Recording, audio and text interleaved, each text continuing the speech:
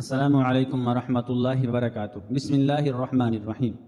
رات گئے ایک شخص امیر المومنین حضرت عمر بن عبد العزیز رحمۃ اللہ علیہ کے دروازے پر دستک دیتا ہے اور آدھی دنیا کا حکمران اپنے گھر سے باہر نکل آتا ہے۔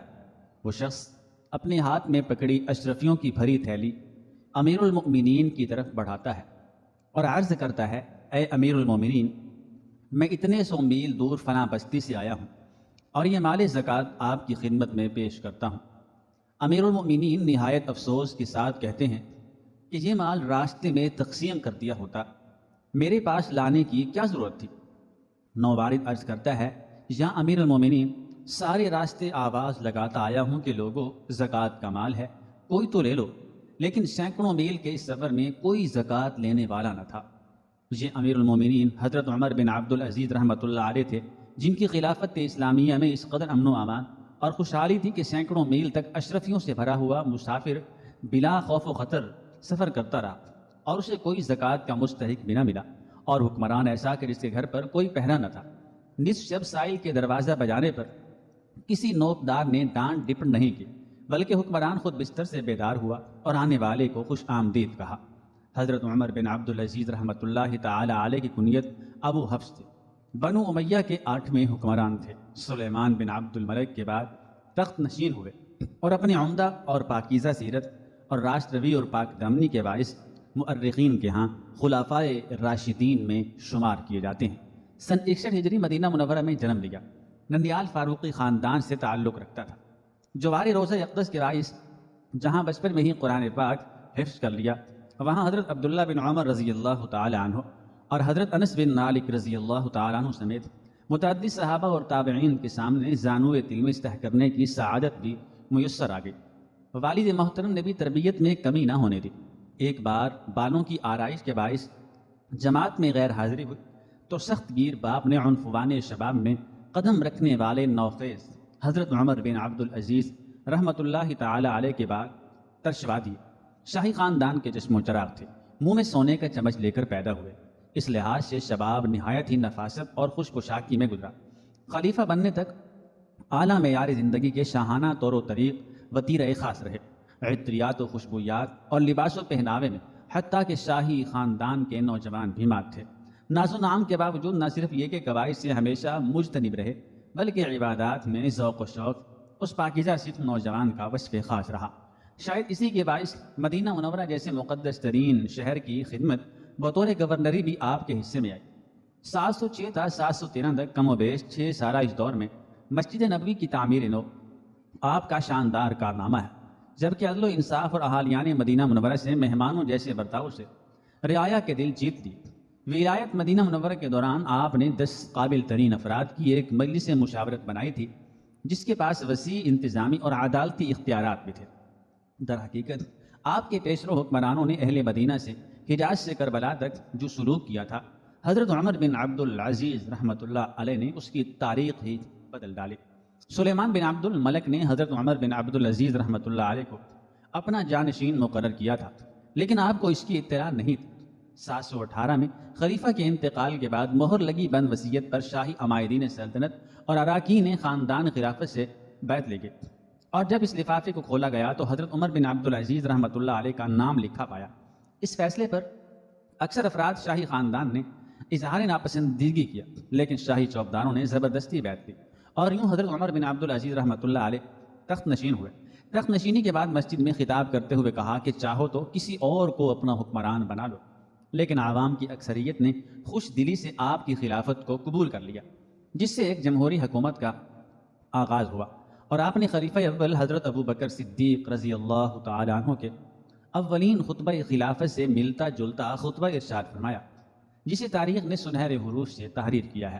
در حقیقت یہی خطبہ ایک بار پھر امت مسلمہ کو ملوکیت سے خلافت کی طرف گامزن کرنے والی دستاویز ثابت ہوا۔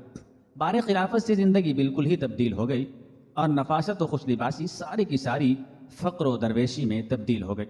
خلافت کے بعد سواری کے لیے اعلیٰ نسل کے گھوڑے پیش کیے گئے، لیکن یہ کہہ کر لوٹا دیے کہ میرے لیے میرا خچر ہی کافی ہے۔ دوران سفر ایک نقیب آگے کو چلا تو اسے ہٹا دیا کہ میں بھی ایک عام سا مسلمان ہوں۔ سلیمان بن عبد الملک کے ترکے پر کل خاندان بنو امیہ کی نظر تھی۔ لیکن ایک حکم شاہی کے ذریعے گزشتہ حکمران کی ساری جائیداد اور نقد بیت المال میں جمع کرا دیا۔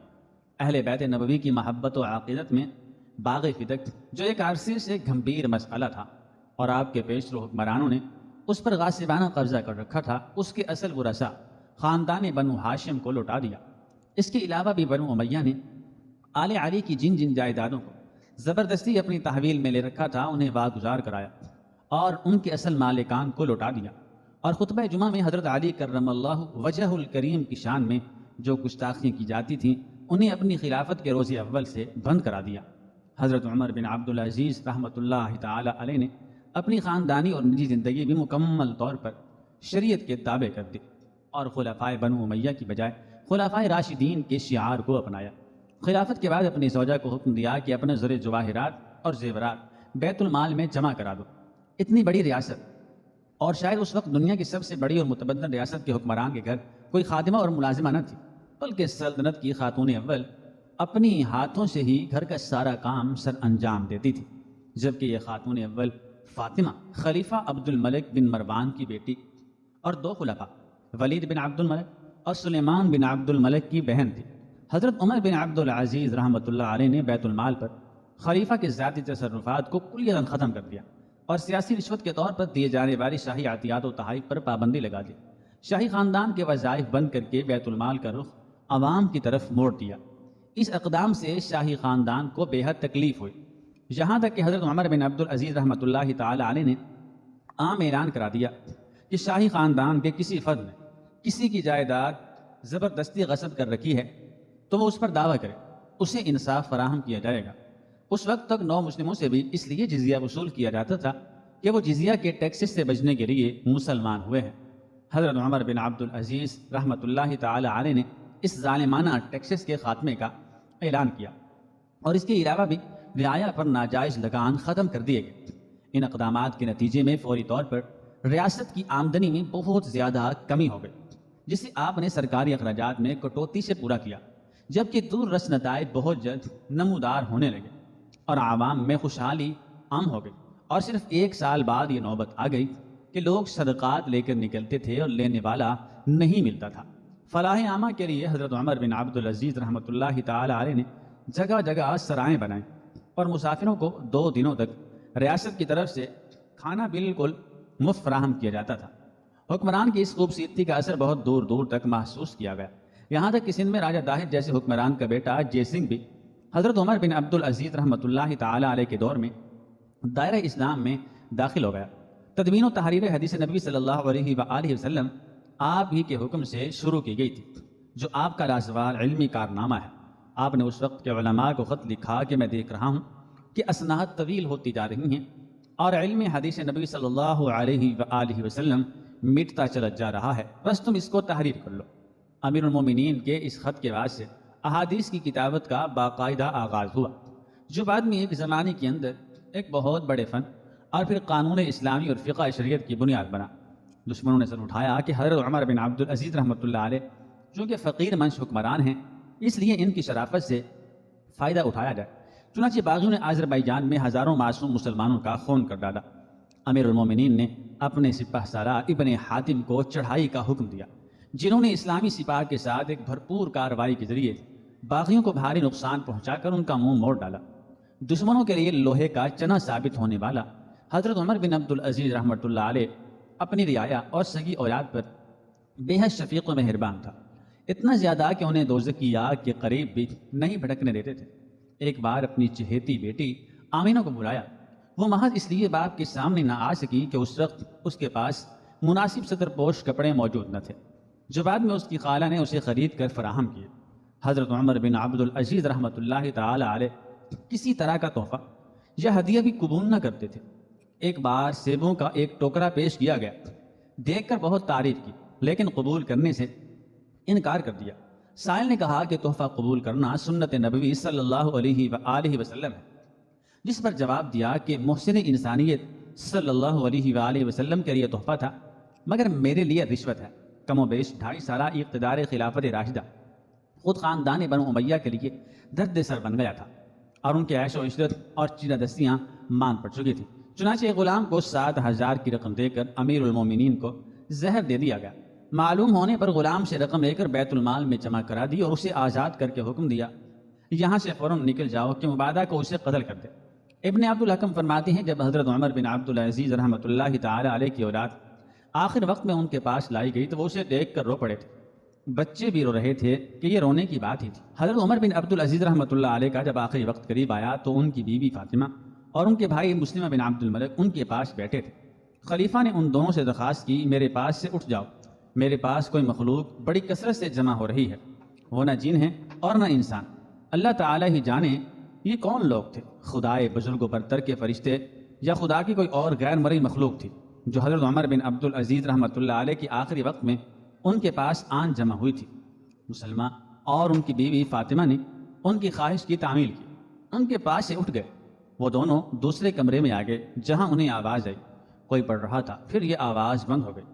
فاطمہ، مسلمہ اور دوسرے تیماردار حضرت عمر بن عبد العزیز رحمۃ اللہ علیہ کے کمرے میں داخل ہوئے تو دیکھا اس وقت کی اسلامی دنیا کے یہ سب سے بڑے انسان، یہ خلیفہ خامس، یہ خلیفہ پنجم، یہ ابو بکر عمر عثمان علی رضی اللہ تعالی عنہ اجمعین کے سچے جانشین اور اسلامی نظام حیات کو حیات تازہ بخشنے والے امیر المومنین رحمۃ اللہ علیہ اس دنیا سے رخصت ہو کر اپنے رب سے جا ملے تھے۔ یہ جمعہ کی رات تھی، 101 ہجری تھی، جب حضرت عمر بن عبد العزیز رحمۃ اللہ علیہ اس دنیا سے رخصت ہوئے۔ رجب کا مہینہ ختم ہونے میں 5 یا 10 دن باقی تھے۔ اس وقت ان کی عمر 29 سال 1 مہینہ 40 سال 1 مہینہ تھی۔ 2 سال 5 مہینے خلیفہ رہے۔ ان کی وفات ایک عالم کی وفات تھی۔ پوری دنیا اسلام میں کوہرام مچ گیا۔ شام ہی نہیں، مصر، عراق، ایران و حجاز، جہاں جہاں ان کی موت کی خبر پہنچی ہر جگہ صفِ ماتم بچ گئے، حتیٰ کہ شاہ روم نے جو عیسائی تھا ان کا ماتم کیا، تخت چھوڑ کر چٹائی پر آن بیٹھا اور زار زار رویا کہ ایک صالح مسلمان ہمسایہ بادشاہ اس دنیا سے رخصت ہو گئے۔ اپنی شہادت کے وقت آپ رحمۃ اللہ علیہ نے ترکہ میں کل 17 دینار چھوڑے، جو عالم اسلام کے حکمرانوں کے لیے ایک لمحہ فکریہ ہے۔ آدھی سلطنت سے زیادہ دنیا کا بادشاہ اور ترکے میں صرف 17 دینار، یہ اللہ تعالیٰ کا خوف نہیں تو اور کیا ہے؟ بے شک جن حکمرانوں کو اللہ تعالیٰ کا خوف اور آخرت پر یقین ہو وہ کبھی بھی ظلم و ستم کا راستہ نہیں اپناتے اور نہ ہی ملکی خزانے سے اپنا گھر بھرتے ہیں جس طرح کے آج کل لوگ بھرتے ہیں، بلکہ وہ تو صرف خدمت خلق کر کے اللہ کی خوشنودی حاصل کرتے ہیں۔